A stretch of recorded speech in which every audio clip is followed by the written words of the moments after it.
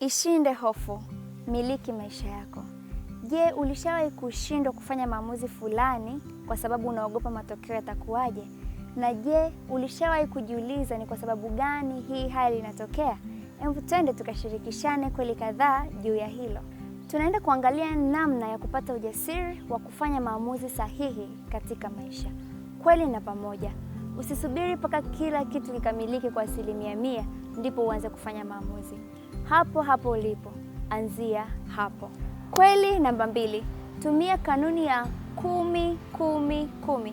Fikiria, haya maamuzi ninayoyafanya sasa hivi yatakuwa na athari gani baada ya dakika 10, baada ya wiki 10 na baada ya miaka 10.